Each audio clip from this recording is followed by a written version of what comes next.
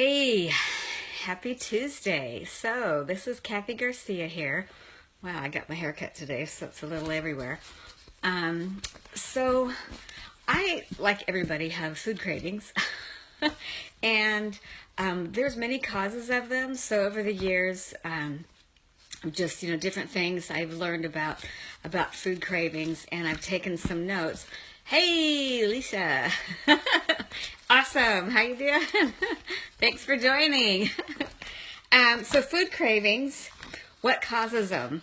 Well, there's a number of causes for food cravings, and some of them I just wanted to share. The biggest thing for me, hey, Kathy, how's it going? Hey, Jennifer. So the biggest cause of food cravings for me is I'm thirsty, and it's in the morning. So I learned that as soon as I wake up, I drink a big glass of water, and then that will kind of cut off the immediate want for, because, oddly enough, sugar always sounds great. That's probably why sugar cereals was so popular. Yep, the bread and the sweets, all the bad stuff, huh? So the regions in the brain, sometimes it's habit. So if we get food satisfaction, that releases serotonin. So it's almost, it's an endorphin. Food makes us happy. So if we aren't feeling very happy, we're going to want the hormones that cause us to have happiness. And a lot of that is mirrored with the eating of food. Hey, Kim, how's it going? So eating food simulates the happiness endorphin that we want. And so that's why a lot of people eat when they're depressed, or stress eating also is a huge problem. If you're really stressed, you'll crave to eat any kind of food. So the biggest thing is how do you get rid of cravings? So like I said, drinking water for me is the number one thing that I get, because thirst can and most often is hidden by being hungry. So if in the morning I'm really, really hungry and I haven't, had my breakfast, like I said, I'll drink a big glass of water, and then I'm not as inclined to eat a huge breakfast. Yes, stress and emotional eating, big time. You want the easy endorphins, not the hard ones. So first thing you should do is drink more water. And then I know that everyone's seen that commercial about the cortisol around the stomach, and there's all these pills that they say, oh, that'll reduce stress. Stress causes belly fat. Yes and no. Stress makes you want to eat.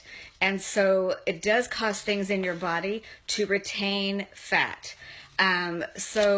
It's not going to be a special pill that's going to get rid of that. It's try to reduce the things that are stressing you out. Now, that's, I know, easier said than done. But if you try to reduce the stresses that you have, that will help.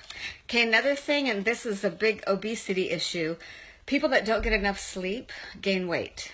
And that's why you have a lot of people that have like sleep apnea. Obese people tend to have a lot of sleep apnea. And so that is kind of like a catch-22. So they're obese, so they can't sleep. They can't sleep because they're obese. So that's a really big problem. And so that's try to monitor your sleep. So another fix is eating lean protein. So protein and even moderate fat, that's why those big low-carb diets are huge, because fat and protein actually curb your appetite. And yes, weed the stress, that's for sure. Marriage and birth, that all the factors of having stress. But those low-carb diets, they can be very satisfying initially, because the first few weeks of a low-carb diet, you're eating a lot of fat and a lot of protein, and that does curb your appetite, but it's really not a healthy, sustainable thing to do. So you can eat lean protein, will really help your that'll really help your appetite. Also, controlling portions. Eat on a small plate. We eat like on salad plates. So our big plates don't really get used unless big dinners, but so eat on small plates. And also chew gum. Now that's been a trick of mine for years and years. I have a giant package of gum that I buy from Costco and when it runs low, but that's a trick that I do to fool myself into thinking I'm eating. And so I always have gum on hand. So there's certain things that you can eat that will replace the cravings for certain foods. So if you're craving potato chips, try cashews or walnuts, or nuts of any kind. Thanks, Lisa. Spa day's best.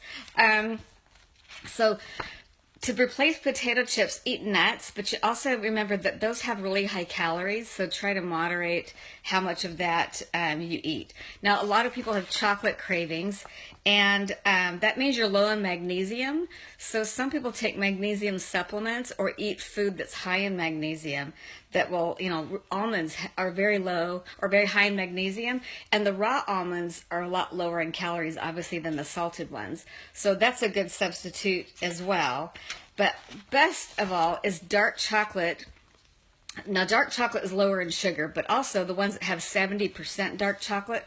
I know that there's a woman called JoJo. She has some dark chocolate. They sell it at Costco also.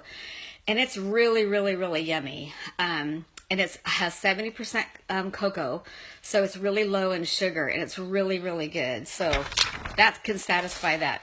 Now, candy and pastries, woo, guilty. I had arthritis on Sunday, and that's because I ate so much sugar on Saturday. Cookies and brownies, and it really jacked me up. So dried fruits really help with the candy, and whole fruits. Well, basically any fruit will really help with the candy and pastries craving. Cheese. I love cheese. So cheese is very high in fat and very high in salt. So sodium, two very bad things for trying to stay healthy. So you can buy low sodium cheeses and low fat cheeses, and that will really help with the cheese craving. But they also say taking B complex vitamins will also help to lower your desire for cheese. So those are just some of my simple tips. If you want a more detailed list, I have a lot more of a detailed list that I can send out to you. So drop me a comment saying me, or drop me a private message, and I can give you a more detailed list about all my years worth of studying about cravings, because I crave everything. Anyway, thanks you guys for joining me. Thanks, Lisa. We'll see ya. Bye.